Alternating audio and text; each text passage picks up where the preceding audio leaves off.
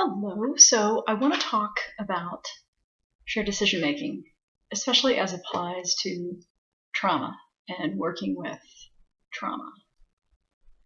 Thanks for tuning in. So I came across the work of David Emerson and others. Basically, he gave a presentation on trauma-sensitive yoga.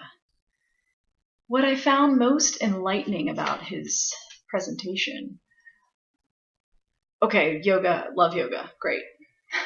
But jumping to some of the points he raised about trauma and working with trauma, I found absolutely brilliant. So credit to David Emerson and company. But also wanted to share with you some of the stuff that comes out of the research with trauma-sensitive yoga and dealing with treating trauma in general, which elucidates, I find, some really important principles. So why is shared decision making so important when it comes to not merely mental health, but trauma in particular? A few points, a couple of points.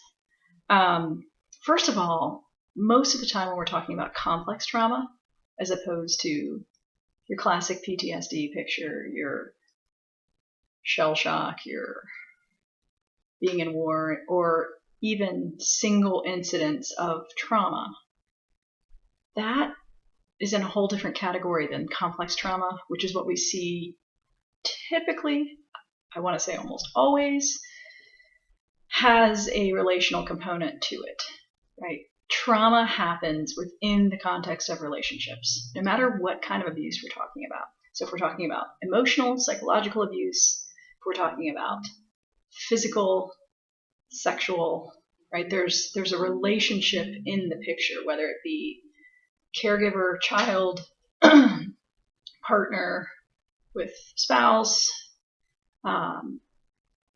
authority figure with student, etc. Right? You have a relationship, and what ends up happening, again, no matter the form of abuse that's occurring, would be, number one, it's a longitudinal kind of more long-term sort of scenario. Two, you end up with chronic coercion and manipulation in that relationship from the victim's experience, right? The victim experiences coercion and manipulation, whether they know it or not. And so in the process of trying to heal and treat such a thing, there cannot be coercion or manipulation in the healing relationship, in the therapeutic relationship, right? It has to be, there basically have to be two pieces. Nobody gets coerced and nobody gets abandoned. And that, to me, is part of the brilliance of this whole methodology, that really the principles of trauma-sensitive yoga spill out and could be applied to many other forms of treatment to work with people who've been traumatized. It's probably why it works, because you have these principles that help do things like restore agency, right? A person who's been traumatized has had their agency removed or, obliterated, so that they're not in a position so much as where they feel like they have agency. They may not even know what that looks like anymore. So part of what trauma-sensitive yoga does is teaches people or gives them opportunity to experience agency again in the form of having choices in how one goes about the therapy of trauma-sensitive yoga. So, for example, one of the principles, as I understand it, and again, this was through a brief presentation, was that,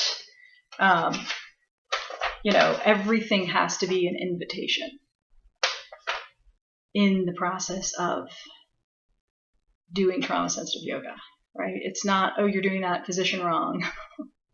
It's, would you like to, if you would like, how about you try, so just a suggestion, you could turn your head and you could experience what the sensations are in your neck. So that's one of the principles, is that everything is an invitation, which ties into this whole idea of shared decision making.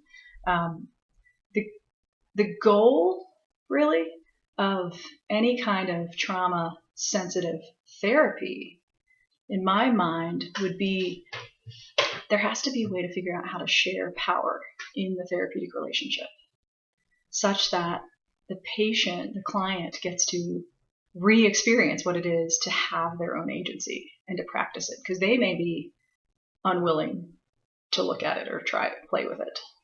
And that only cuts them off further. So there's a lot of choice making and practicing of agency. And again, in the safe space of the therapeutic relationship, right, nobody gets coerced, nobody gets abandoned. Those two things are key. So here's a quote that Dave Emerson in this talk I heard alluded to, not his, but Judith Herman basically quoted this, and it is the following: no intervention that takes power away from the survivor can possibly foster recovery, no matter how much it appears to be in her immediate best interest. To me, that's profound, because in working in this setting and working with trauma, sometimes my own experience has been that I observe, someone who's been through a lot of stuff, who can sabotage their own care, can get in the way of their own treatment, and even with good intentions as a practitioner, you sometimes want to help to coerce them into, doing what's best for themselves. The Jerry Maguire line, help me, help you, right? This wanting to see them make progress and heal. And in so doing, sometimes we want to step in and basically take their power away by trying to help them, right? And that's always a tension to hold, is this space where we respect human autonomy and try to help someone come to their own decision to, make these changes or do whatever it is, in particular to get back in their body. That can be really difficult because, again, and this comes from this talk I heard by Dave Emerson, where he talks about this imbalance that happens in trauma between our perceptive capacities. What do I mean by that? Well, he used the term interoception versus exteroception to refer to kind of two parts, really, of the nervous system, right? Interoception he used in the context of the internal stimuli that comes from our viscera, meaning our organs, our sensations in our bodies, even our emotions, our thoughts, etc. All that stuff is interoception. Exteroception would be more external stimuli, and the information that comes from, say, when your ears hear a loud clap of thunder or a startling noise. And what happens in trauma is very often the balance between extero and interoception gets skewed. And so there's an imbalance between the two. It may be one way or the other, but typically, because trauma and pain has happened in the body, to the body, right? Whether it be on any of these genres I was speaking of, whether it be physical, emotional, psychological, sexual abuse, any of those happen in the body, the experience of it. And so what ends up happening a lot of times is is a person will dissociate, right, as a way to get away from their body and this pain that they're experiencing in that context, and they will become hypervigilant. Part of its coping mechanism, right? It's the trauma itself, but then another part of that is in order to deal with any future things that are coming at you, you become hypervigilant. You're watching the cues of the alcoholic dad who walked in the door. Is today a day where he throws bottles at us, or is today a day where he's going to fall asleep and pass out on the couch, right? I mean, you're looking for cues. And so in that context, the child becomes hypervigilant to noises, to facial expressions, to sounds, to anything that's external, and by default starts neglecting, not listening to the information that is in the interior, right? The emotions, the thoughts, even the sensations in the body, they get kind of shut off. And so, I mean, it's often the case in my work with people that I ask a lot of questions about. Tell me about that symptom. Tell me about that sense of that quality of pain. And when it comes to trauma, a lot of times people can't describe it because they can't be in it enough to describe it, because they've run from that. And so then it becomes, a numbing happens, or an abandonment of that. And like I've spoken of before, what happens is the body starts trying, that interoceptive parts of us, again, the terms are a little vague, and so they overlap, but stick with it. That part starts to scream, right? Our viscera, our organs, if you read Bessel, the body keeps the score, that guy. You read his stuff, he talks about how the body keeps the score. The body remembers. That's where the information it is, but that's what we run from.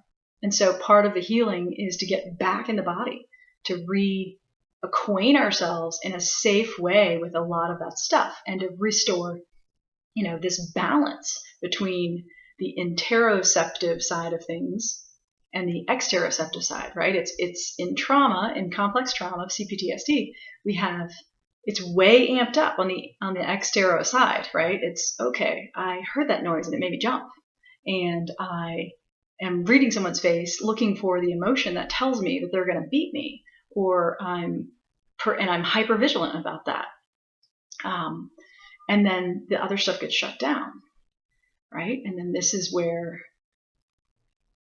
things that creates pathology on its own, that becomes then a problem. And so in restoring harmony and restoring balance and healing the system, we have to look at those two global pieces and figure out, okay, what do we do to restore the balance between those, where we can move seamlessly as human beings between the exteroceptive side and the interoceptive side, right? This is what we're meant to do as human beings. We should have this capacity. So all that to say, I found his talk absolutely brilliant. Check out his website. I will try to link to it in the comments below, in the description below. Or I can just say it right now. It's traumasensitiveyoga.com, if I'm not mistaken. But there's some cool training going on, and like I said, this could be a way. It's a beautiful picture of true shared decision making, especially as concerns trauma and in mental health. And so that's it. Thanks for tuning in. Adios.